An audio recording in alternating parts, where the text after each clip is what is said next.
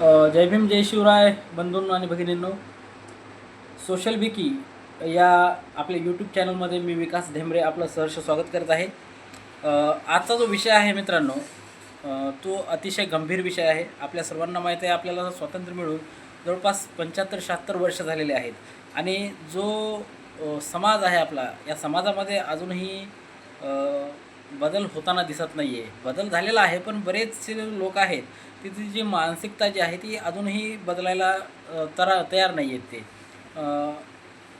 हे यासाठी बोलत आहे मी, कारण की आपण बघितलं असेल की कालपरवाचीच एक बातमी आहे, पुण्यातली आहे. पुण्यासारख्या शहरामध्ये किंवा पुणा ज्याला आपण शिक्षणाची राजधानी म्हणतो, बरोबर. आपले बरेचसे लोक शिक्षणासाठी पुण्याला जातात आणि त्याच ठिकाणी जर अशा घटना होत असतील, या अशा घटना घडत असतील, तर खूप लाजिरवाणी गोष्ट आहे मित्रांनो. तर समाजानं यातून काय शिकायला पाहिजे, तर समाजाने स्त्रियांबद्दल आदर बाळगायला पाहिजे. स्त्रियांना जी वागणूक आजही ज्या विवाहित स्त्रिया आहेत त्यांना जी वागणूक मिळते, ती थोडी याच्यामध्ये थोडाफार कुठेतरी बदल झाला पाहिजे. कारण की आपण बघत आहोत, रोजच्या रोज आपण न्यूज चॅनलवर बघत असतो की त्या पुण्यातल्या वैष्णवी हगवणे नावाच्या ज्या महिला आहेत, ज्यांना वैवाहिक भांडणामधून किंवा वैवाहिक जे जीवन आहे त्यांचं ते व्यवस्थित नव्हतं आणि यामुळं त्यांनी काय केलं, आत्महत्या केली. तर याचं कारण जे आहे ते आपल्याला सर्वांना माहीत आहे की त्यांच्या सासरच्या लोकांनी कशाप्रकारे त्या महिलेचा छळ केला.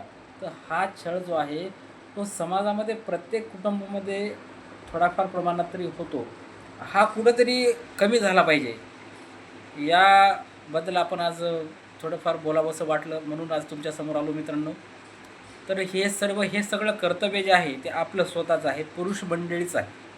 म्हणजे पुरुषांच्या खांद्यावर ही जबाबदारी आहे की पुरुषांनी महिलांना कसं ट्रीट केलं पाहिजे. म्हणजे महिला ज्या आहेत त्या काय, म्हणजे पूर्वी जी परंपरा होती की चूल आणि मूल यासाठीच फक्त महिला होत्या.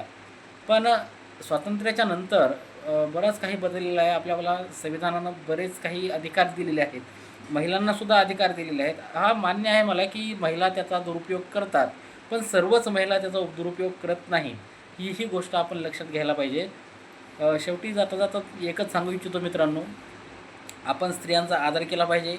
आणि हुंडा जी आहे ही संकल्पनाच तशी तर चुकीची आहे. हुंडा घ्यायला नाही पाहिजे आणि घेतला तर स्वखुशीनं त्या महिलेच्या पित्यानं जे दिले ते घेतलं तर हरकत नाही. पण हुंडा नाही दिला किंवा या हुंड्यासाठी एवढा छळ करणं हे काय योग्य नाही. एवढं बोलून आपण थांबूया इथं. जय भीम जय शिवराय. धन्यवाद.